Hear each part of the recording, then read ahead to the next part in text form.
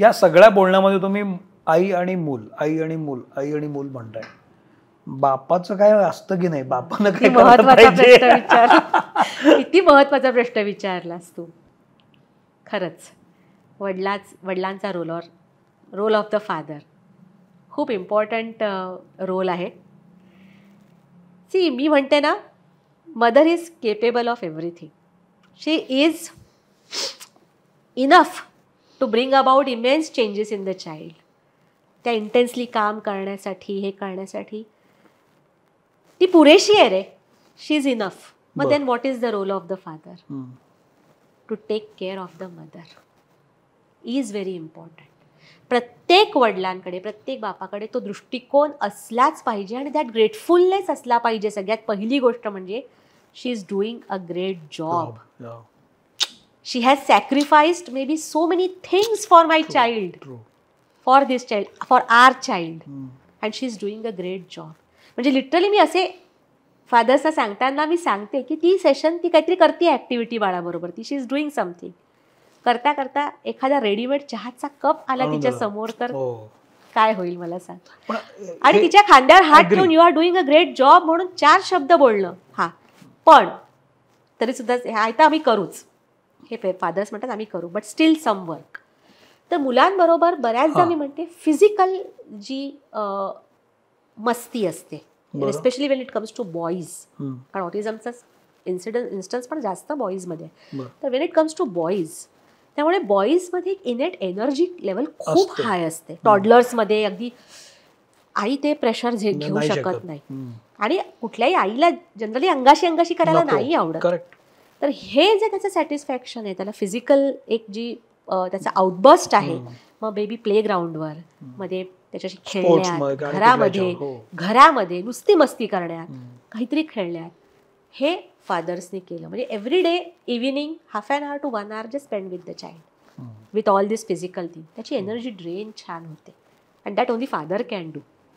म्हणजे बऱ्याच मदर्स पण करतात, पण fathers can do it better. This is what I. वा वा वा.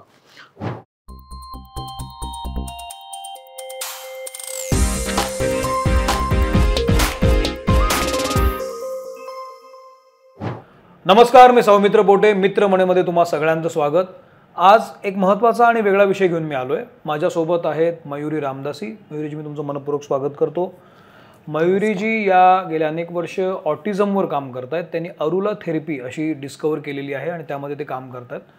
या थेरपीबद्दल आपण माहिती घेणारच आहोत, पण त्याबरोबर ऑटिझमबद्दल ज्या काही आपल्याकडे गैरसमज आहेत त्याबद्दल आपण बोलणार आहोत.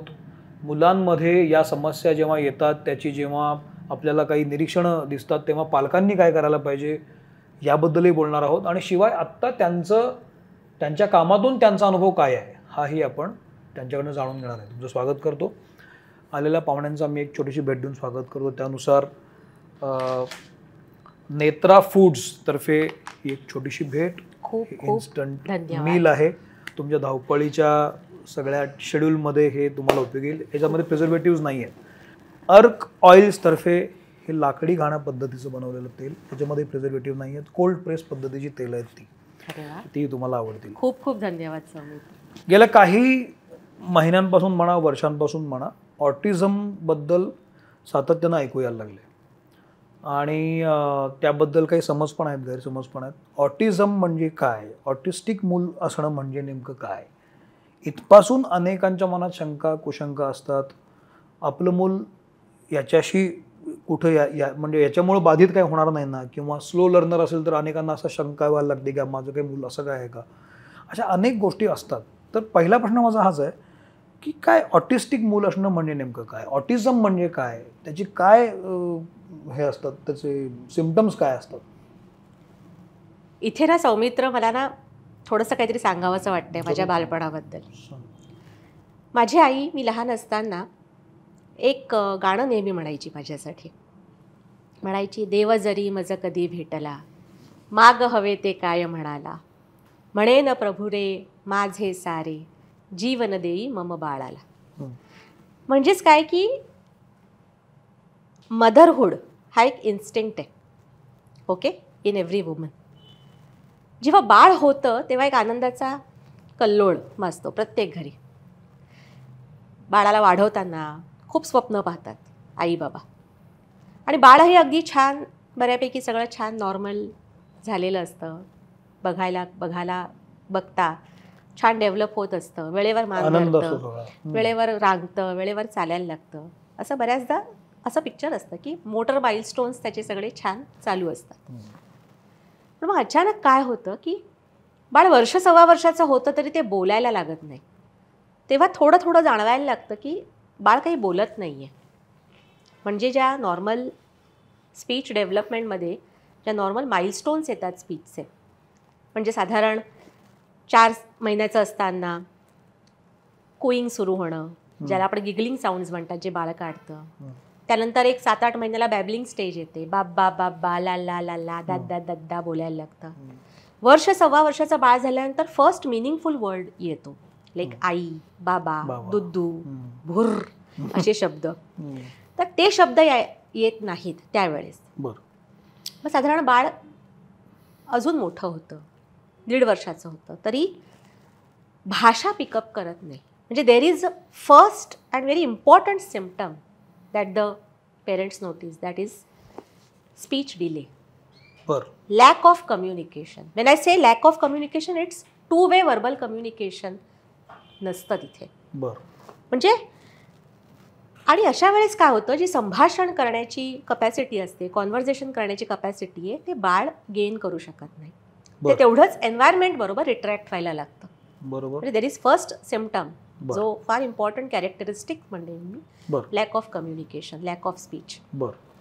सेकंड इम्पॉर्टंट सिम्पटम जे ऑटिझममध्ये दिसतं, किंवा ज्या या पर्टिक्युलर डिझॉर्डरमध्ये, मी ऑटिझमचे डेफिनेशन वगैरे डिटेल सांगणार आहे नंतर, पण त्याआधी आपण कॅरेक्टरिस्टिक्स बघूया. दुसरं काय होतं की बाळ वाढतंय, 1.5 वर्षाचं झालं आहे बाळ, 2 वर्षाचं झालं आहे, पण खेळण्यांबरोबर खेळावं तसं खेळत नाही. म्हणजे they have their own typical stereotypical way of playing. म्हणजे आता कार दिली हातात एखाद्या बाळाच्या, 2 वर्षाच्या, 2.5 वर्षाच्या, तर मूल काय करेल, सुरू करेल. करेक्ट. पण हे बाळ काय करतं, असं खेळण्याच्या ऐवजी कारला नुसतं अलाइन करून ठेवणं, एका मागोमाग एक खेळणी लाईनींमध्ये, एका लाईनमध्ये रचून ठेवणं, उभी रचणं, आडवी रचणं, किंवा ज्या पद्धतीने खेळलं जातं मुक्तपणे, जी बाळं खेळतात, एक्सप्लोर करतात, ते दिसत नाही. त्याचबरोबर लॅक ऑफ सोशल कम्युनिकेशनमध्ये आपल्याच वयाबरोबरच्या बाळांशी मिक्सअप होत नाही. म्हणजे मी असं म्हणत नाही की गार्डनमध्ये घेऊन जा आणि स्ट्रेंजर्स किंवा अनोळखी लोकांबरोबर शेकहँड करायला लावा, तसं नाही. पण आजूबाजूची मुलं, आजूबाजूची नातेवाईक आहेत, आजूबाजूच्या शेजारची किंवा ओळखीची माणसं आहेत, एवढंच काय तर आई बाबांबरोबर सुद्धा ते बॉन्डिंग डेव्हलप होत नाही. ओके. सोशल कम्युनिकेशन लॅकिंग म्हणजे आपल्या वयाच्या मुलांबरोबर बाळं खेळत नाहीत. म्हणजे गार्डनमध्ये नेल्यानंतर एक डेव्हलपमेंट असते बाळाची, की लाईन लावून आता मला घसरगुंडीत खेळायचं आहे, किंवा मला सिसॉ खेळायचं आहे, झोक्यावर बसायचं आहे, किंवा पकडापकडी खेळायची आहे. हे खेळ बाळ खेळत नाही, म्हणजे मिंगल होत नाही. आपापलं एकट्यातच त्या गोष्टी चालू असतात. आणि तिसरं महत्त्वाचं लक्षण इथे आहे ते म्हणजे प्रेझेन्स ऑफ रिपिटेटिव्ह बिहेवियर्स किंवा नेगेटिव्ह बिहेवियर्स. म्हणजे काय, जेव्हा बाळ स्वतःला एक्सप्रेस करू शकत नाही, स्पीच थ्रू बोलता येत नाही किंवा स्वतःला कनेक्ट करू शकत नाही, तेव्हा आउटबस्ट होणार कसा. बरोबर. मग तो आउटबस्ट अशा नेगेटिव्ह बिहेवियर्समधून सुरू होतो. म्हणजे कशी, किंचाळणं, वेळी म्हणजे कधीही आरडाओरडा करणं, सेल्फ हार्मिंग बिहेवियर्स, स्वतःला त्रास करून देणं, दुसऱ्यांना त्रास देणं, किंवा त्याचबरोबर एखाद्या वस्तूशी फार अटॅच होऊन जाणं. एखादं ऑब्जेक्ट असेल किंवा काय, एखादी दोरीच असेल, मग त्याच्यावर टिपिकली अटॅच होऊन जाणं. हँड फ्लॅपिंग, टो वॉकिंग, म्हणजे हँड फ्लॅप्स करत राहणं, कॉर्नर गेझिंग, एकाच कोपऱ्यात बघणं, अशी ही बाळं याला म्हणतात एक रिपिटेटिव्ह बिहेवियर कन्सर्न. तुम्हाला 2-2.5 वर्षापासून कळायला लागतं साधारण, तेव्हा दिसायला लागतं की हे प्रेझेन्स ऑफ दीज बिहेवियर्स कळायला लागतात. बाळ हायपर ॲक्टिव्ह बनतं आपोआप. म्हणजे एका जागी स्थिर न बसणं, किंवा असं होतं की ज्यावेळेस स्पीच नाही आहे आणि हे सगळे सिम्पटम्स असे आहेत प्रेझेंट, तेव्हा एवढं नकोसं होतं की parents they cannot carry the child outside the house. घरात कंट्रोल करणं पण कठीण होऊन जातं आणि बाहेर एखाद्या समारंभात सगळे जे असतात नजर अशी असते की काहीतरी विचित्र, काहीतरी वेगळं मूल म्हणून बघितलं जातं. त्यामुळे तिथे नेणं आणि तिथे ॲडजस्ट करवणं बाळाला ते पण डिफिकल्ट होऊन जातं, व्हेरी डिफिकल्ट. कारण त्यांना हायपर सेन्सिटिव्हिटी असते, ऑडिटरी असेल म्हणजे सराउंडिंगच्या साऊंडची असेल, कुठल्याही गोष्टीची, टचची असू शकते, सेन्सरी इश्यूज खूप असतात. टच, पर्टिक्युलर टच आवडत नाही किंवा पर्टिक्युलर टचच खूप आवडतो, अशा पद्धतीच्या गोष्टी असतात. तर हे जे 3 सिम्पटम्स मी सांगितले, lakh of communication, lack of socialisation आणि प्रेझेन्स ऑफ रिपिटेटिव्ह बिहेवियर, हे ऑटिझमची प्रमुख महत्त्वाची लक्षणं आहेत. आणि आता आपण ऑटिझमचं डेफिनेशन बघूया. Autism is defined as a neuro developmental disorder. Developmental म्हणजे डेव्हलपमेंट होता होता, भले जन्मतः बाळ अगदी प्युअरली नॉर्मल आहे, सगळं आहे छान, डेव्हलपमेंट होता होता there are lacks coming in between, blockages are coming, getting filled, and that's why these all symptoms they appear. मराठीत म्हणायला गेलं तर ऑटिझमचा अर्थ स्वमग्नता असं म्हटलं जातं. आपल्यातच आहे, अपने में रहता है बच्चा, अशा पद्धतीचं हे असं ओव्हरऑल थोडक्यात विश्लेषण मी करेन. हे जे तुम्ही ब्लॉकेज म्हणालात ना, मूल वाढताना जे ब्लॉकेज येतं ते इंटरनल असतं की बिकॉज ऑफ सोशल एन्व्हायरमेंट ते सुरू होतं? देर आर सर्टनली, आता बघा फिजिओलॉजिकल स्टडीज म्हणा, रेडिओलॉजिकल स्टडीज म्हणा, असे बराच अभ्यास चालू आहे किंवा केला गेला आहे ऑटिझमवर. Definitely there are in certain cases किंवा इन सर्टन इन्स्टन्सेस तुम्हाला काहीतरी MRI फाइंडिंग्स पण प्रॉब्लेमॅटिक दिसतात.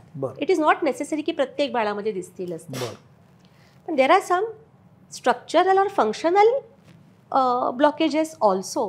पण हे ॲग्रिवेट कधी होतात जेव्हा environmental factors are added to that.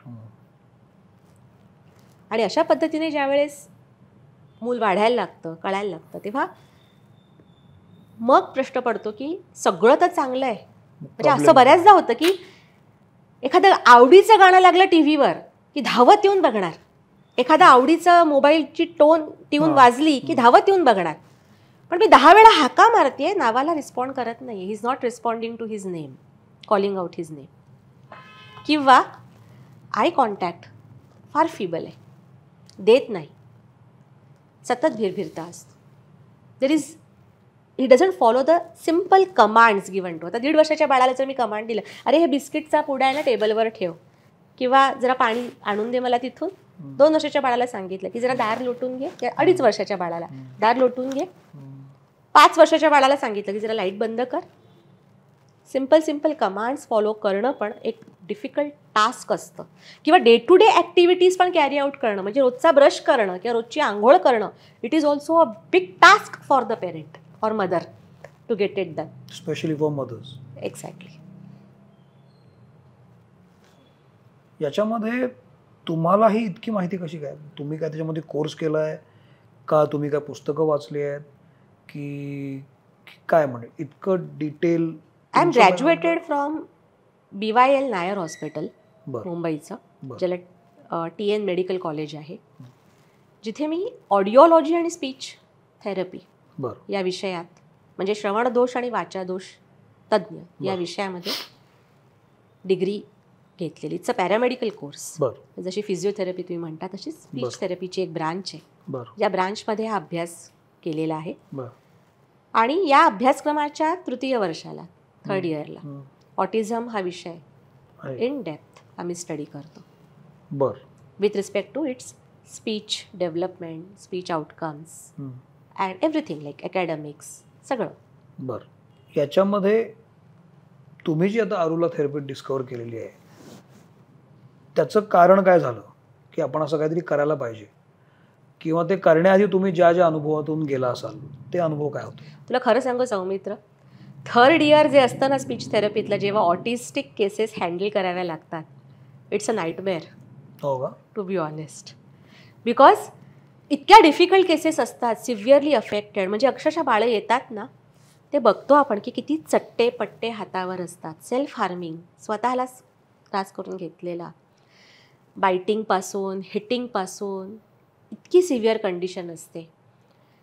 मी सगळ्याच बाळांचं असं म्हणत नाही, there are mild cases also की फार कमी असतात. म्हणजे it is characterized by like mild, moderate, severe. But I am बरं. Talking to you about little moderate to severe cases. हम्म.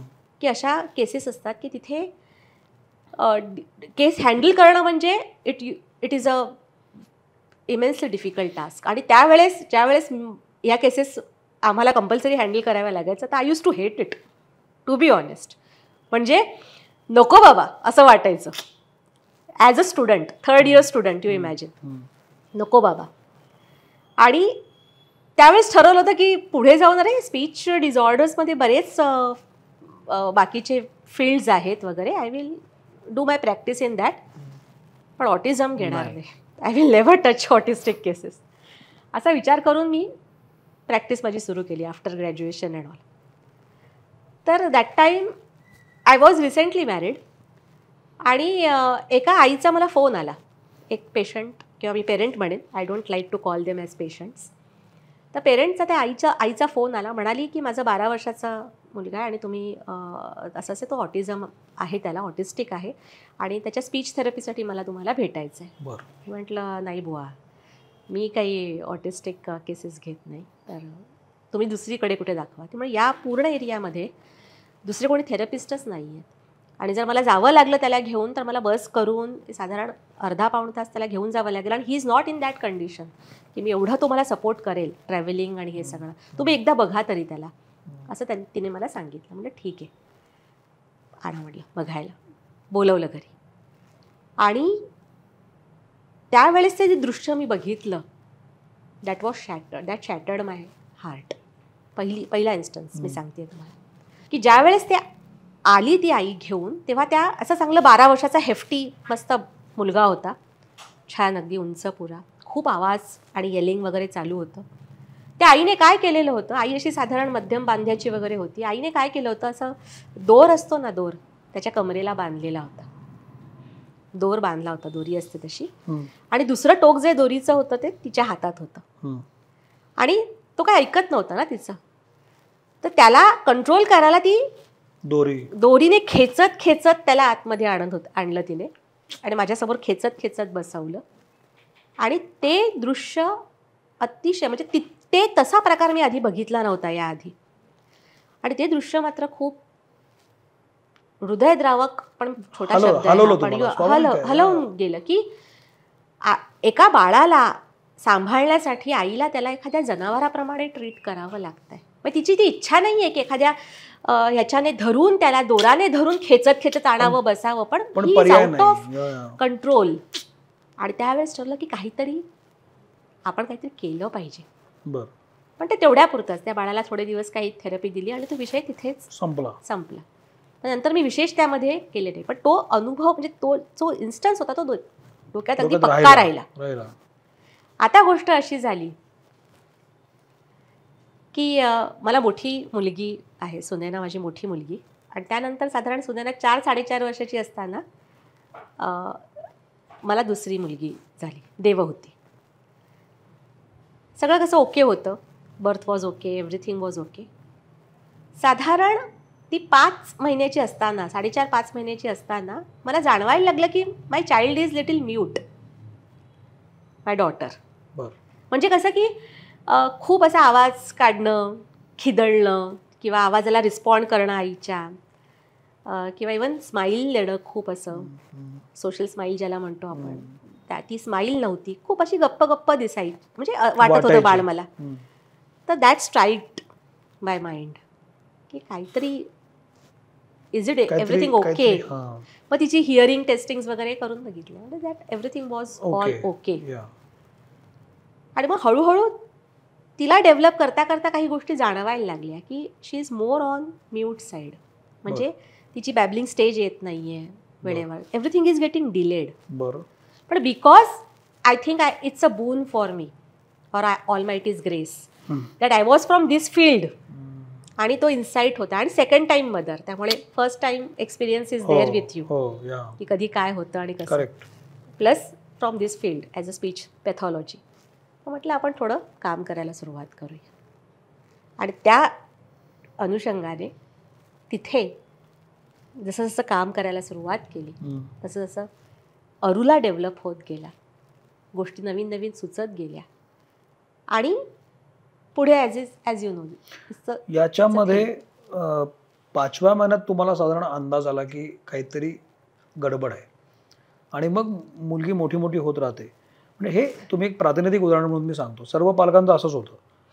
अशा वेळेला पालकांवर काय मोठी जबाबदारी येऊन पडते आणि हे कळल्यानंतर ॲज अ मदर तुम्ही स्वतःमध्ये काय बदल करायचे ठरवलेत? सगळ्यात पहिली म्हणजे ती 8-10 महिन्याची झाल्यानंतर कन्फर्म झालं की she is might be on spectrum किंवा ती असेल, शी इज न्यूरोडायव्हर्जंट. तिच्या खेळण्यातल्या पद्धती किंवा तिचे काही माइलस्टोन्स ती मिस करत होती. इवन मोटर माइलस्टोन्समध्ये काही माइलस्टोन्स तिने मिस आउट केले ह्याच्यामध्ये.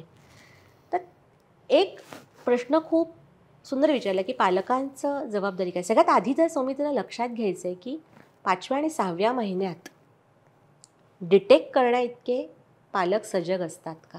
मी अगदी महत्त्वाचं बोललात तुम्ही. कारण इथे माझं नेहमी म्हणणं म्हणजे प्रेग्नन्सी अँड मदरहूड और fatherhood is taken so lightly in our cases. थोडासा विषय हे करून मी सांगते की मी माझं आत्ताच्या ज्या नवीन झालेल्या आईला किंवा बाबांना असं माझं एक म्हणणं आहे की you all are qualified, well educated. म्हणजे एखादी डिग्री मिळवण्यासाठी तुम्ही किती अभ्यास केलाय to reach out to that level, to make your career. खूप अभ्यास केला आहे, रात्रंदिवस अभ्यास केला आहे. Knowledge you have gain, wisdom you have gain and you have cross checked everything and you have taken that degree. मग मदरहूड, फादरहूड, मातृत्व, पितृत्व तुम्हाला असं वाटत नाही का it's a degree given to you, it's an upgradation in your life. आपण अभ्यास किती करतो, मूल होतं, मुलं वाढतात, अशा काहीतरी नोशनचे आपण असतो. त्यामुळे हा अवेअरनेस आधी डेव्हलप होणं हा फार महत्त्वाचा भाग आहे की आता माझं बाळ झालेलं आहे, मला फक्त थोडंसं एक वॉच ठेवायचं आहे की सगळ्या गोष्टी are they falling in place. त्या महिन्यात माझं बाळ त्या गोष्टी करतं आहे का.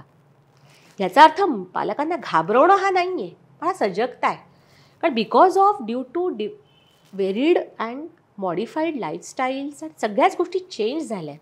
त्यामुळे आधी एक प्रकार होता की ऑटिझम म्हणजे related to late marriage ages किंवा काही पोस्ट नेटल प्रॉब्लेम्स आलेले आहेत किंवा काही प्रेग्नन्सी रिलेटेड प्रॉब्लेम तरच.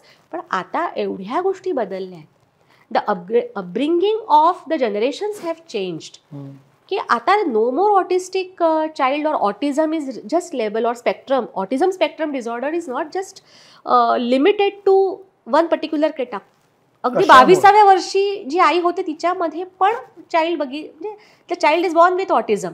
तर माझं म्हणणं काय की they have to be vigilant enough. थोडा विजिलन्स डेव्हलप करा. आणि it's not a rocket science to be honest. थोडा विजिलन्स डेव्हलप केला आणि लवकर आयडेंटिफिकेशन, अवेअरनेस क्रिएट केला स्वतःमध्येच, तर पुढे येणारं मोठं संकट तुम्ही टाळू शकता. सगळ्यात मोठी अडचण असते मला असं वाटतं मयुरीजी की मला कळलंय की काहीतरी प्रॉब्लेम आहे बाप म्हणून किंवा आई म्हणून. मग माझ्यात जे बदल मला करावे लागतात ना ते मला जनरली करावेसे वाटत नाहीत बिकॉज ऑफ सोशल प्रेशर्स म्हणा किंवा मला एक्स्ट्रा वेळ द्यावा लागत असतो किंवा माझा जॉब असतो, दोघेही नवरा बायको काम करत असतात, त्यांना एक्स्ट्रा वेळ देणं शक्य नसतं. सर्वसामान्य मूल असेल तर तुम्ही त्याला कुठेतरी डे केअरला सोडू शकता, परत आणू शकता. असा मूल असेल तर तुम्हाला तर त्याची जास्त काळजी घ्यायला लागते. अशा वेळेला कोणाला तरी एक पाऊल मागं यायला लागतं का आणि काय करायला पाहिजे? दोघांनी ठरवा ना. कोणाला तरी एकाला एक पाऊल मागे येण्यापेक्षा दोघांनी अर्धी अर्धी पावलं पुढे मागे करत जर गोष्टी केल्या. तुम्ही काय केलं? आमच्या केसमध्ये टू बी ऑनेस्ट आम्ही दोघांनीही छान तो डिसिजन घेतला. बेसिकली काय तुम्हाला सांगते मी की घरात मी फार काही मोठा विचारतो, आपल्या मुलाला किंवा मुलीला ऑटिझम आहे किंवा ती ऑटिस्टिक आहे हे स्वीकारणं फार. I am talking about that की तुम्ही आत्ता म्हणालात की बदल करणं, म्हणजे बदल तर हा पुढची गोष्ट आहे, पण there is a denial. Correct. The parents are in the phase of denial, stage of denial. Y me, Y my child, it's not possible.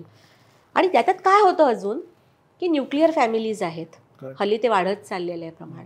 घरात मोठे नसल्यामुळे तो एक विजिलन्स असतो ना, करेक्ट, तो एक लॅकिंग आहे की घरात आजी आजोबा असणं किंवा अजून शेजार पाजारी खूप असे इन्वॉल्ड असणं.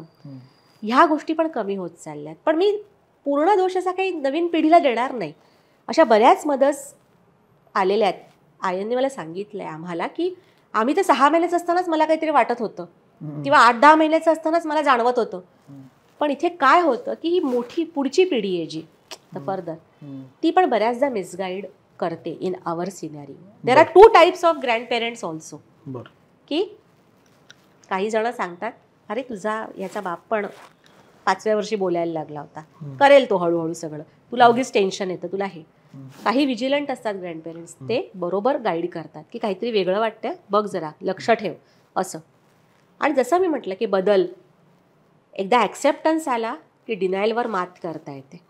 आणि ती मात एकदा झाली, ॲक्सेप्टन्स आला, तर मग हवे ते बदल उचित दृष्ट्या करता येतात. तुम्ही कसं स्वीकारलं हे आणि तुम्ही काय केलं? बेसिकली काय महत्त्वाची पावलं उचललं तुम्ही की जी करायला पाहिजे?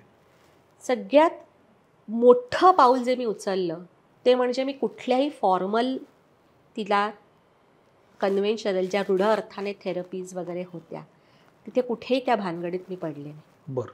आता थोडंसं याच्याबद्दल मला सांगावं लागेल सांगा की ना. ऑटिझम एकदा डायग्नॉस किंवा नोटीस झाला की बाळ ऑटिझम स्पेक्ट्रमवर आहे किंवा असू शकतं, त्यावेळेस काय होतं की n number of therapies are recommended.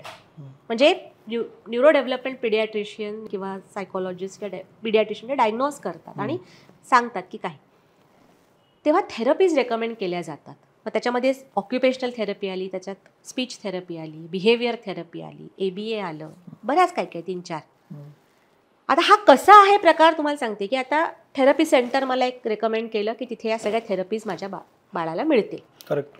तिथे गेल्यानंतर मग ऑक्युपेशनल थेरपी आठवड्यातून 3 दिवस या, स्पीचला अजून आठवड्यातून 4 दिवस या, बरोबर, असे वार लावले जातात. करेक्ट. आणि वेळ दिली जाते, वार दिले जातात आणि त्या हिशोबाने आपल्याला त्यांच्या सोयीने आपल्याला आपल्या बाळाला घेऊन जावं लागतं. बरोबर. हा पहिला मुद्दा. Correct. And it is carried out in a very unnatural conditions. की क्लिनिकल रूम असते, जसं आपण OPDचं म्हणतो किंवा काय, अशी क्लिनिकल रूम असते बंद, टेबल टॉप ॲक्टिव्हिटीज असतात आणि त्यात अननॅचरल वे आणि एक कंपेल्ड व्हिज्युअल सिकिंग वापरलं जातं, अप्रोच वापरला जातो. आता इथे ना मी एक प्रश्न विचारते, म्हणजे कसं आहे की I was not convinced with all those conventional methods. इथे एक प्रश्न तुम्हाला विचारते, मग I was in search of something for my daughter. बरं.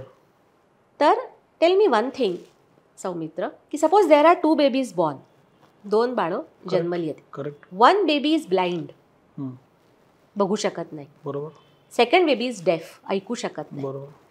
आता Wien both of them will grow, then eventually which child will start talking like you and me? ज्याला ऐकू येते ऑफकोर्स, म्हणजे जो ब्लाइंड आहे. जो ब्लाइंड आहे. करेक्ट. डेफिनेटली. हो. Right answer. हे एक्झाम्पल काय दाखवतं आपल्याला की in order to develop good speech, correct, language, भाषा डेव्हलप करण्यासाठी, कम्युनिकेशन डेव्हलप करण्यासाठी visual sense is playing negligible role. Absolutely. Yes. The most important sense is sense of audition. त्याला मी अजून स्पेसिफिक म्हणेन सेन्स ऑफ लिसनिंग, अजून specifically म्हणेन sense of hearing plus understanding and responding. त्याला म्हणतात लिसनिंग, ऐकणं. Correct. Okay, so that is most important. So this is pointer number 1. Correct. Keep it in mind. Yes. Okay. Now second point, our children, म्हणजे आमची बाळं who are on autism spectrum, ते lack in communication. Correct. Okay. हो. So they are innately very good visual seekers. अच्छा. आता कसे, त्याला एक उदाहरण देते मी तुला. बरं. आता I am a Maharashtrian lady, Marathi बाई. Suppose if I go to some remote place in Tamil Nadu. बरं. आणि मला भाजी विकत घ्यायची. So I go to that vegetable vendor आणि सांगते की मला भाजी हवी. मला त्याची भाषा येत नाही, तो काय बोलतोय ते मला कळत नाही आहे आणि मी काय बोलते त्याला कळत नाही आहे. ॲज अ रिझल्ट काय, कम्युनिकेशन गॅप आला. Correct. Lakh of communication. Yes. त्यावेळेस काय होतं, हा जो माझा व्हिज्युअल सेन्स आहे, इट इज प्रिडॉमिनंट सेन्स, तो अजून जास्त कार्यरत होतो. तो असा एकदम अलर्ट मोडमध्ये येतो.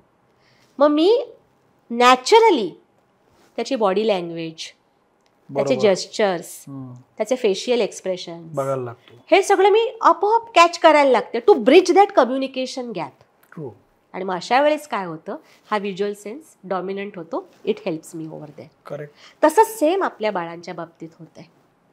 Okay, because they lack in communication, त्यांचं हे व्हिज्युअल सिकिंग कॉन्स्टंट चालू असतं. ज्याला आपण म्हणतो बाळ हायपर ॲक्टिव्ह आहे, एका जागी बसत नाही, सतत इथून उठ तिथे जाऊन बस, तिथून उठ तिथे जा, या खोलीत धाव इथे धावत जा, अशा पद्धत. रेस्टलेस असतात ही मुलं, किंवा त्यांचा आय कॉन्टॅक्ट ते एक देत नाही आहेत, त्यांचा फिबल आहे, सतत भिरभिरता. करेक्ट. हो. हे काय आहे? These are okay behavioural symptoms, but this is their visual seeking, excessive visual seeking that they are doing. Oh my god. अच्छा. You are getting my point. हा झाला पॉइंटर नंबर 2. पहिला पॉइंटर काय होता? Listening skills, listening sense is important. Correct. Second, visual sense is they are innately good visual seekers. हा दुसरा pointer. आता आपण वळूया या कन्व्हेन्शनल थेरपीजकडे, ज्या आहेत ऑक्युपेशनल थेरपी, स्पीच थेरपी, अजून फलाणा. See I come across so many mothers all around the globe. प्रत्येक देशाची काहीतरी एक वेगळी थेरपी बनवलेली असते. मग कधी जॅपनीज अप्रोच असतो, कधी अजून काही अप्रोच असतो. तर या सगळ्यांना I will just club them all together and I will put them under one roof, conventional therapy. Correct. ठीक आहे. मग दीज एक्सपर्ट्स और स्कूल ऑफ थॉट म्हणेन मी. हा okay, these experts what they thought, त्याला काय वाटलं, बच्चू तर ऑलरेडी चांगला व्हिज्युअल सीकर आहे ना, innately good visual Sikar. So let us derive an approach in such a way that we'll use his visual seeking to the maximum extent. Means we'll develop him through visual learning. We'll give him lot visual learning in a way that he will develop. आणि मग हे सगळे approaches जे develop झाले ते सगळे unnatural and compelled visual सिकिंगवर develop झाले. तरी something called as natural visual seeking. आता मी सौमित्रशी बोलतीये, पण हिने काहीतरी हात हलवला, पटकन माझं लक्ष गेलं, इथे अजून काही झालं, तिथे लक्ष गेलं, अजून काही लाईट लागला, माझं लक्ष गेलं. हे नॅचरल व्हिज्युअल सिकिंग आहे, that our body allows. But they developed, they derived an approaches rather, they are based on compelled visual seeking. म्हणजे काय, जर थेरपी सेंटरमध्ये माझं बाळ गेलं तर जसं मी म्हटलं अननॅचरल कंडिशन असते, टेबल टॉप ॲक्टिव्हिटीज असतात, आणि त्याच्यामध्ये extensive use of flash cards, म्हणजे प्रत्येक गोष्टीसाठी कार्ड दाखवून शिकवणं. म्हणजे आंबा शिकवायचा तर मी कार्ड दाखवणार, बॉटल शिकवायची, त्याला बाटली दाखवायची, दुधाची बाटली दाखवायची बाळाला, म्हणजे 2 वर्षाचा, ते करणार. ग्लास दाखवायचा आहे, सफरचंद दाखवायचे, कार्ड. प्रत्येक गोष्टीसाठी कार्ड. म्हणजे हसताना मूल दाखवायचे कार्ड, जम्पिंग करताना दाखवायचे कार्ड, ब्रश करताना दाखवायचे कार्ड. एवढंच काय, तर आई बाबांची ओळख पण थ्रू कार्ड्स. काय बोलतो? अशा पद्धतीने हे वापरलं जातं. Lot of use of flash cards. त्याचबरोबर सॉर्टिंग, मॅचिंग, ब्लॉक्स हे करणं, पझल सॉल्विंग, अशा टेबल टॉप ॲक्टिव्हिटीज केल्या जातात. As a result what happens, Bal visual learning करतंय, ते काही अंशी डेव्हलप होतं. म्हणजे त्यांना जे पाहिजे, थोडा सिटिंग टॉलरन्स वाढला, बाळ ते बसू शकत नव्हतं, जर आता 10-15 मिनटं बसायला लागले, थोडंफार इथे डेव्हलप, तिथे डेव्हलप, एक एक शब्द रिपिटेशन्स वगैरे करायला लागलं. But the child develops in a very robotic way. So you are not giving him natural environment to foster. He is developing in a robotic way. And I didn't want to create robot that time. And I was convinced की मला माझ्या बाळाला robot बनवायचा नाही. That was first thing. बरं. I want to develop a child जे मी अजूनपर्यंत पाहिलं नव्हतं. हसणारं, खिदळणारं, भांडणारं, आर्ग्युमेंट्स करणारं, फाईट करणारं, खोटं बोलणारं, लपवाछपवी करणारं, असं बाळ मला घडवायचं होतं. असं बाळ मी पाहिलं नव्हतं ऑटिस्टिक, की जे एवढ्या सगळ्या गोष्टी successfully with a flow of speech, very good flow of speech is doing. And then मग विचारचक्र सुरू झालं, what can be done. Okay, very nice. म्हणजे 2 महत्त्वाचे प्रश्न आहेत. एक, तुम्ही जी पद्धत मला सांगितली कार्डची, फ्लॅश कार्डची, किंवा जे त्यांना ठोकळे आणून देतात, कार्ड वॉटेवर जे तिथं करतात, ते सगळं ते कुठल्या तरी संशोधनातून आलेलं आहे ना, त्यालाही काहीतरी अभ्यास असणार आहे. ते काय असं एकदम कुणीतरी केलेलं नाही आहे. बरोबर. तुम्ही जो कोर्स केला असेल ऑटिझमचा, स्पीच थेरपीचा वगैरे वगैरे, तेव्हा हे असं असणारच आहे. असंच शिकलो ना आम्ही, असंच शिकलाय. मग ती थेरपी कशावरून तयार झाली आहे? त्यांना थोडीच रोबोटिक मुलं तयार करायची असणार आहेत? नाही ना, पण काय करावं ते कळायला हवं ना. म्हणजे कळतंय का, व्हिज्युअल सिकिंग, आता त्यांनी काय संशोधनं केली ही बरीच संशोधनं आहेत, बरं, त्याचे अभ्यासही आम्ही केलेले.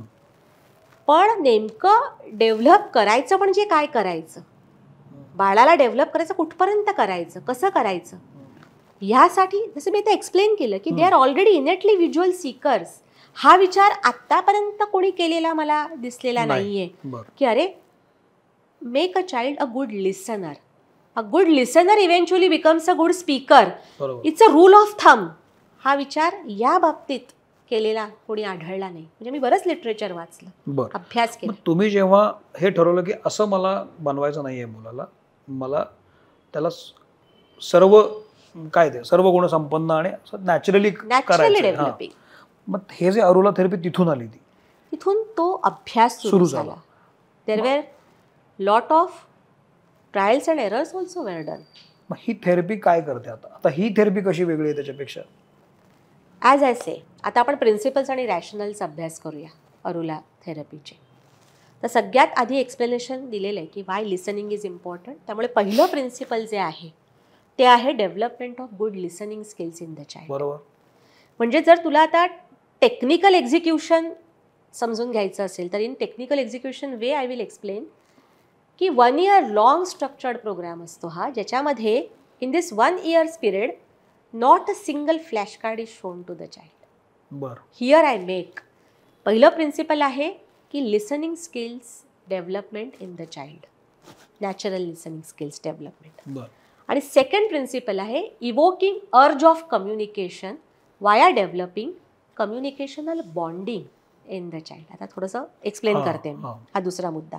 पहिला लिसनिंग स्किल्सचा आता तुला कळलेला आहे. दुसरा मुद्दा आहे अर्ज ऑफ कम्युनिकेशन डेव्हलप झाली पाहिजे, अर्ज ऑफ स्पीच डेव्हलप झाली पाहिजे. आपल्या बाळांमध्ये काय होतं, दॅट अर्ज इज लॅकिंग. म्हणजे 10 वेळा जर मी बोलायला गेले तेव्हा 2दा किंवा 3दा बाळ रिस्पॉन्ड करेल किंवा एखाद्या वेळेस रिस्पॉन्ड करेल. जे नावालाच रिस्पॉन्ड करत नाहीये ते बाकीच्या गोष्टींना काय करणार आणि कसं करणार. तर there is a lack of अर्ज. आता मी जेव्हा म्हणते की मला ही अर्ज डेव्हलप करायची, अरुला therapy develops this urge of communication speech via developing second part communicational bonding. आता कम्युनिकेशनल बॉन्डिंग काय ते समजून घेऊया आपण. See we come across so many people around us. बरोबर. फ्रेंड्स आहेत, नातेवाईक आहेत, आपले कॉलिग्स आहेत. With some people we get bonded very fast and quick. बरोबर. ज्याला आपण काय म्हणतो वाईब मॅच होतात. Okay. With some people we feel like talking, we feel like getting connected with them. याला सायकोलॉजिकल एक्सप्लेनेशन काय? It says that there is an innate urge within you towards that fellow, towards that personality, which pushes you to communicate with him or her. कळतंय? बरोबर आहे. आणि आपल्याला तशी अर्ज develop करायची आहे आपल्या बाळामध्ये. मग ही डेव्हलप कशी होईल अर्ज? जेव्हा त्या बाळाला त्याच्या आवडीची, त्याच्या चॉईसची थेरपिस्ट मिळेल तेव्हा, who is working with the child. So here now I make 2 statements very clearly. When we carry out Arula, home is the best therapy center for the child. बरं. अँड सेकंड, जे घर सगळ्यात best therapy centre आहे बाळाचं, सगळ्यात best. आणि second, आई, child's mother is the best therapist for her child. She is the best therapist. कारण I have justification for both my statements. Why home is the best therapy centre? कारण आपल्या घरामध्ये ज्या कम्फर्ट झोनमध्ये बाळ असतं, आणि ऑब्व्हियस आहे त्याचं घर आहे, त्याच्या गोष्टी आहेत, त्याच्या आजूबाजूच्या ओळखीच्या गोष्टी आहेत सगळ्या, तो सगळ्यात जास्त कम्फर्टेबल तिथं असेल. अगदी बरोबर. तो कम्फर्ट झोन, तो कोझीनेस त्याला इतरत्र कुठेही मिळत नाही. दिस इज वन थिंग. आणि जर मला ती अर्ज डेव्हलप करायची आहे कम्युनिकेशनची, तर त्याचा कम्फर्ट झोन त्याला देणं फार महत्त्वाचं आहे. That's why home is the best therapy centre. And Y mother is the best therapist? आता हे प्रत्येक आईने ऐकायचं आहे की you have 2 weapons in your hand. ज्याची तुला जाणीव नाही आहे किंवा कदाचित त्याचा तू अभ्यास केलेला नाही आहेस. So every mother has got 2 weapons in her hand. First is her voice and second is her touch, which cannot be replaced by the most expensive and most expert therapist in the world out there. Absolutely. हे पटलं तुला? Absolute. आणि जेव्हा अशी therapist त्याच्या चॉईसची, जिच्याशी जो bonded आहे, जिच्यावर ते, आणि जी थेरपिस्ट त्याच्या अतोनात प्रेम करते, unconditional love when there is there, compassion is there, passion is there to for the betterment of the child, मला सांग, sky is the limit for the great results and productive results. तर अशा पद्धतीने that Arula approach is based on these two main pillars. मग हा अरुला approach समजा मला हवा असेल तर त्याची प्रोसेस काय असते? म्हणजे तुम्ही त्या आयांना ट्रेन करता की तुम्ही त्या आयांना आपल्या मुलांना घेऊन तिथं काय वर्कशॉप असतं तुमचं किंवा काय असतं, काय त्याची सिस्टीम काय आहे?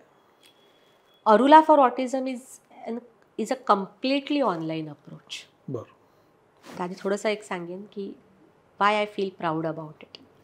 I feel proud about this approach because it is healing the mothers from the most developed countries. म्हणजे अगदी डेव्हलप्ड कंट्रीजमधून, UK, US, जर्मनी, इथून त्या हील करते. बरं. At the same time it is catering the mothers from the very remote place in India. म्हणजे अक्षरशः एक केस मला आठवते, नागालँडमधूनही एक आतमध्ये रिमोट प्लेस आहे, तिथे माय मदर शी कॉन्टॅक्टेड, जिथे primary medical care also is a challenge, तिथे मिळत नाही, तिथे Arula is working. So this is a beauty of this online platform. यामध्ये काय असतं, it's a when you call online अर्धसत्य आहे. म्हणजे it is online training, online empowerment, online enrichment for the mother, for the father. But it's an offline treatment for the child. Correct. Because it is getting from the best therapist in the world. Once you enroll or once you start your journey with Arula, आता हे technically कसं execute होतं, तर it's a approach, first to understand, it's a approach made by a mother for a mother. A senior mother understands exactly what a junior mother goes through. तिला काय problems येतात, कुठली teething phase आहे, काय आहे सगळं. तर हा अप्रोच अशा पद्धतीने बनवला आहे की entire knowledge, practicality and the wisdom is given in this approach, आणि त्याने तो कंपोज झालेला आहे. म्हणजे once she starts her journey with Arula, सगळ्यात आधी तर तिला पोर्टल ॲक्सेस मिळतो on our website, which has got as of now more than 250 video demonstrations of mine, की ज्यामध्ये there are some video demonstrated modules, some are video demonstrated activities, some are VD techniques, some are Arula's very own 50 to 60 concepts. Okay, आणि ongoing doubt solving sessions. तर असा एक access मिळतो. Once she starts watching, she starts implementing, and it is not, as I said, it's not rocket science, rather it's a secret recipe for her, okay, to work with her child. But only giving access to the portal is not enough for me. तेवढंच करून पुरेसं नाही. आपल्या टीमकडून किंवा माझ्याकडून एक entity appoint होते त्या मदरसाठी, that is called as senior Arula care therapist, ज्याला आपण म्हणतो ACT, विच वी कॉल. आता who is this entity? By qualification she is masters in neuropsychology इधर और clinical psychology, and plus she is trained under the vigilance, my guidance and Arula approach absorption for couple of years consistently. 2 वर्ष सातत्याने तिने अभ्यास केलेला आहे, train झालेली आहे. Then she is designated as senior Arula care therapist. She gets appointed for that mother and she is her guide under my vigilance, under my guidance for throughout the year. म्हणजे काय होतं, तर online जरी असला तरी कुठल्या ना fix timings ठेवलेले नाही आहेत. कारण त्यामुळे काय होतं की तिला जेव्हा जमेल तेव्हा तिथे करू शकते. Exactly, everything is at her ease, she can do. आणि दुसरी गोष्ट मला आनंद होतो सांगायला की more than 80% of Arula super moms are working moms. त्यामुळे बाळाबरोबर काम करणं म्हणजे एक तास त्याला घेऊन बसणं नाहीये. In Arula mother child session, father child session doesn't exceed even 2 to 3 minutes at a stretch. So though that intense spurts आपल्याला द्यायचे आहेत. जर मला तुझ्या बाळाला छान लिसनर म्हणून डेव्हलप करायचे, छान ऐकणं, तर the input that he is getting, speech input, that has to be curated enough. चांगलं छान क्युरेट झालं पाहिजे, शेप झालं पाहिजे. आणि that is the secret recipe of Arula. मला तुमच्याकडच्या काही अशा केसेस सांगा ना ज्या तुमच्या लक्षात आल्या की अरे कोणा मोठा फरक पडलाय किंवा या थेरपीमुळं आधी अशी केस होती पण ती अशी टर्नआउट झाली. खरंच आहे. मी तुम्हाला एक 2 केसेस मी इथे डिस्क्राईब करते. लहान बाळांबद्दल मी जास्त डिस्क्राईब करत नाही, कारण यंग एजमध्ये बच्चू आला की त्याचं डेफिनेशन खूपच छान डेव्हलप, त्याची भरभर होतच जाते. पण मला सांगण्यात आनंद होतो की my youngest baby in Arula is 1 year 2 months old baby, आणि my eldest child is 27 year old. ओहो. Young adult, autistic adult. बर. तर तू बघशील किती एज मधली रेंज बघशील तू. तर याच्यामध्ये 2 केसेस मी सांगेन. एक म्हणजे एक मुलगा माझा सानिध्य, आमचं बाळ कुलू मनालीला बेस्ड आहे. आई वडील दोघेही डॉक्टर, फार मोठं प्रस्था, चांगलं छान अगदी. आणि तो स्पेक्ट्रमवर आहे आणि 11 वर्षांचा मुलगा. कळलं, म्हणजे फार लहान नाही फार मोठा नाही. आता about pubertal changes are already started, मोठा व्हायला लागलाय, ते चेंजेस दिसायला लागलेत, अग्रेशन्स वगैरे अजून वाढलेले आहेत. अशा स्टेजला शी कॉन्टॅक्टेड अरुला, मदर कॉन्टॅक्टेड आणि एनरोलमेंट झाली. ती त्या स्टेजमध्ये होती ज्यावेळेस तिने अरुलात प्रवेश केला, तेव्हा तो अनेक वर्ष एका शाळेत जात होता, रेग्युलर स्कूलमध्ये. पण जसं मी म्हटलं की ॲडोलेसन्स नंतर एक प्युबर्टल फेज सुरू होते आणि in boys it is more aggressive, थोडीशी जास्त हे असते. तर तसे चेंजेस दिसायला लागले शाळेमध्ये. तर स्कूल सेड की आम्ही काय आता जास्त ह्याला ठेवू शकत नाही शाळेमध्ये, you have to take him back. तो हिट करतो, तो मध्येच उठून ओरडायला लागतो, तो जागेवर बसत नाही, तो डिस्टर्ब करतो सगळ्या क्लासला, आम्ही नाही ठेवू शकत. शी गॉट शॅटर्ड की आधीच तो काही फार ग्रेट करत होता शाळेत असा भाग नाही, की तो फार अकॅडमिकली ओके होता असं पण नाही, पण आता शाळाच नाही तर करणार काय माझं मूल, आणि कुठे घेऊन जाऊ त्याला मी. अशा अवस्थेत तिने अरुलात प्रवेश केला. तर हे सगळे केल्यानंतर काही टार्गेट्स होते आमचे, की स्पीच डेफिनेटली लॅकिंग होतं, एज अप्रोप्रिएट नव्हतं, लिसनिंग स्किल्स खूप पुअर होते, त्यावर काम करायला सुरुवात केली. आणि प्री अकॅडमिक स्किल्सवर काम करायला सुरुवात केली. मदरला ते ओरिएंट करायला सुरुवात केली. आणि डेव्हलपमेंट खूप फास्ट दिसायला लागली, खूप फास्ट. एवढी की मला सांगताना थोडंसं हसू येतं, पण it was the real concern that she asked me, की 8 महिन्याच्या अरुला थेरपी नंतर she was in a phase that की मॅम अभी उसको CBSE में डालू या ICSE. Oh my god. अच्छा.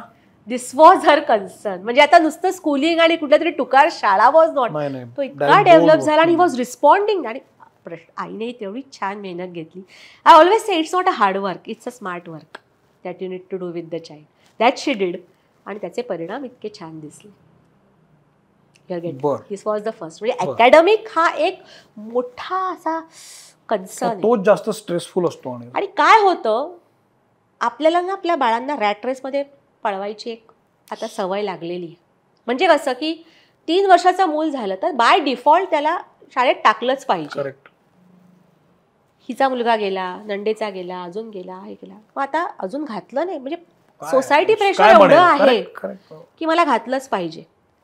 तर या केस स्टडीमधून मला अजून एक मुद्दा थोडा पुढे आणायचा आहे फॉर एव्हरीवन पेरेंट्स, की जरुरी नाही आहे की 3ऱ्या वर्षीच बाळ गेलं पाहिजे. बेसिकली शाळेत घालायचं म्हटलं तर what is the most important pre requisite, काय असलं पाहिजे बाळाकडे, त्या म्हणजे बाळ तयार आहे शाळेत पाठवायला, मला काय तरी तू जस्ट गेस कर. निदान नीट बोललं पाहिजे, कुतूहल असलं पाहिजे, अर्ज असली पाहिजे. मी तर म्हणेन अगदी बरोबर, मी तर म्हणते बोलणं सुद्धा इम्पॉर्टंट नाहीये.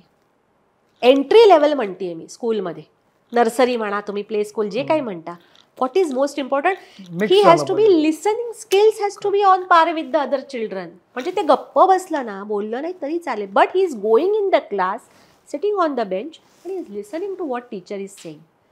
टीचर काय सांगतीये त्या इन्स्ट्रक्शन्स फॉलो करणं, ती सांगते तसं वागणं, आणि ती जे काही ग्रुप ॲक्टिव्हिटीज घेते म्हणजे सोशल स्किल्स आहेत त्याच्यामध्ये इन्व्हॉल्व्ह होणं, या गोष्टी जर बाळ करत असेल, म्हणजे मुळात लिसनिंग स्किल्स त्याचे एवढे डेव्हलप असतील तर सिटिंग टॉलरन्स आपोआप येणार आहे. मला एक प्रश्न असा पडतो, म्हणजे आता अरुला थेरपी संदर्भात मॅडम सांगतात, तर आत्ताच सांगतो मी की आपलं हे जे डिस्क्रिप्शन बॉक्स असेल व्हिडिओचा, त्याच्यामध्ये आपण अरुलाची एक लिंक देऊया, म्हणजे ज्या लोकांना तुमच्याशी संपर्क साधायचा असेल तर थेट तुमच्याशी कॉन्टॅक्ट करू शकतील असं मला वाटतं, ज्यांना अरुला थेरपी घ्यायची असेल अशी मंडळी. मला प्रश्न असा पडलाय की याचं दुसरं टोक असं असतं की मुलगा जेवढा कम्फर्टेबल असतो घरात तेवढा तो आपल्या पालकांना गृहीत पण धरत असतो. माझीच आई आहे, काय फरक पडतो, म्हणजे नाही ऐकलं तरी काय फरक पडतो. अशामुळे पण पालक घाबरतात की दुसरं कोणीतरी सांगितलं की बरं असतं, माझं ऐकतच नाही तो. ऑटिस्टिक मुलं अशी असतात का? अरे अगदी मस्त मुद्दा काढलास. लिसनिंग स्किल्सवर आय टेल यू नाव एक्झॅक्ट काय होत असतं ते. लिसनिंग स्किल्स हॅज गॉट किंवा listening aspect has got 2 aspects. Okay, when it comes to children with autism or any other children also, but specifically with autism. पहिला जो aspect आहे ना Saumitra, it is related to language component. म्हणजे listening with respect to language structure, त्या स्पीचचं म्हणजे ज्या लँग्वेजचं structure आहे, भाषेचं स्ट्रक्चर, भाषेचा अर्थ ते जाणणं, याला म्हणतात पहिला कंपोनंट. की मी एखादी ऑर्डर देते, मी एखादं इन्स्ट्रक्शन देते, तर ते फॉलो करताना ग्लास, टेबल, वर, ठेव या गोष्टी त्याला कळणं, असोसिएट करणं, याला पहिला आस्पेक्ट. हा लँग्वेज आस्पेक्ट. आणि दुसरा आस्पेक्ट एक आहे तो सायकोलॉजिकल आस्पेक्ट आहे. तो मात्र फार ट्रिकी आहे. Because there is called as selective listening. म्हणजे मला जे ऐकायचं तेवढंच मी ऐकणार, बाकीचं मी ऐकणारच नाही. I don't want to listen, this is, मला नाही ऐकायचं. हा एक हे बनतो. हा कधी बनत जातो माहितीये? जेव्हा त्याला फोर्सफुली गोष्टी शिकवल्या जातात, फोर्सफुली और अंडर प्रेशर गोष्टी वाढतात. ते जसं जसं वय वाढतं तसं तसं हा सायकोलॉजिकल ॲस्पेक्ट ऑफ लिसनिंग वाढतच जातो. तुम्ही किती गोष्टी किती काळ फोर्सफुली करून घ्याल रे बाळाकडून, ॲट सम लेवल तुम्हाला लिमिटेशन आहे. तुम्हाला वाटेल की हे करताय, at one point he will be rebel child. But here also, म्हणून I am telling you, Arula works on both these aspects.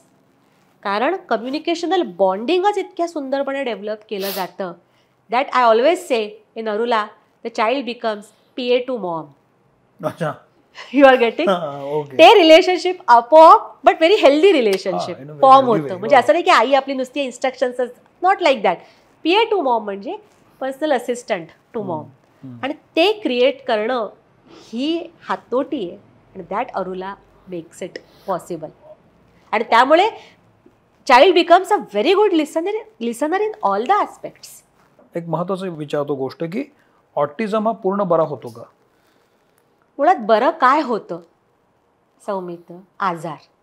आपण म्हणतो ना, तू बरा झालास का? ताप आला होता, खोकला, मलेरिया झाला, डेंग्यू झाला, तू बरा झालास का? म्हणजे ह्याच्यासाठी आधी गरज आहे की तो आजार असणं. बरोबर. पण ऑटिझम हा आजारच नाहीये. ऑटिझमला डिसऑर्डर म्हणतात.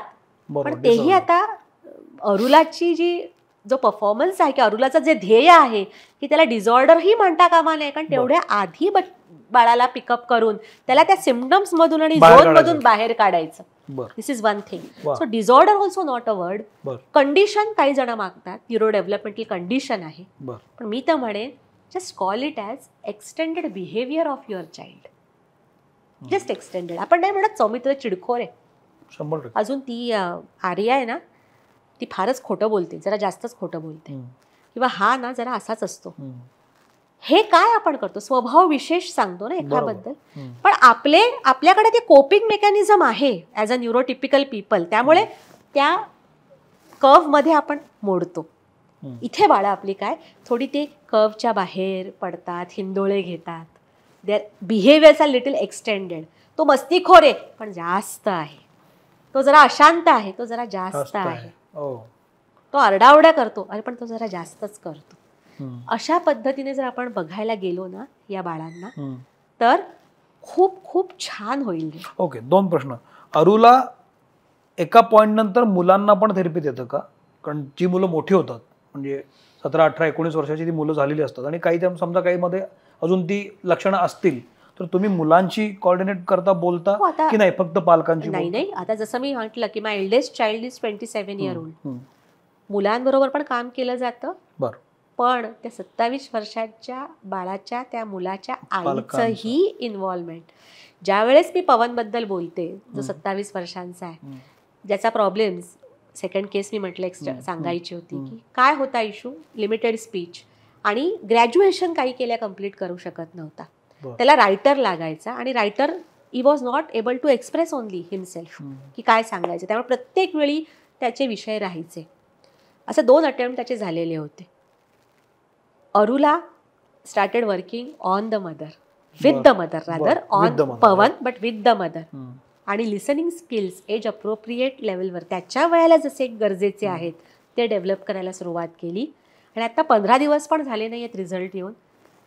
BCom झाला तो. त्याचं ती सगळे विषय त्याने एकाच ह्याच्यात क्लिअर केले विदाऊट रायटर. म्हणजे इट्स अ ग्रेट अचिव्हमेंट. जे काही बोलावं ना ऐकायला फार सोपं वाटतंय पण तिथे त्या गोष्टी फार वेगळ्या लेवलच्या आहेत. आणि एक शेवटचा प्रश्न विचारतो मग आपण थांबूया. या सगळ्या प्रवासामध्ये तुम्ही मला सांगितलं की मला समजलं की आईने काय केलं पाहिजे, वडिलांनी काय केलं पाहिजे, पण आई वडिलांनी मिळून जेव्हा अशा केसमध्ये वेगवेगळे प्रेशर्स असतात.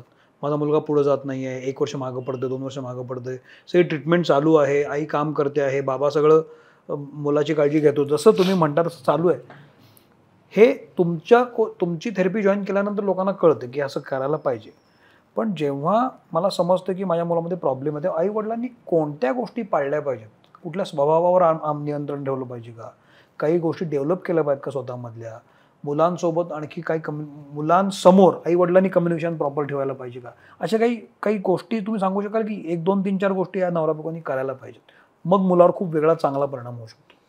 सगळ्यात महत्त्वाचं म्हणेन ह्याच्यामध्ये मी काही डूज अँड डोंट्स असे मी सांगायला जाणार नाही, पण पॉझिटिव्हिटी इज व्हेरी इम्पॉर्टंट. कारण रिझल्ट्स हळूहळू मिळतात.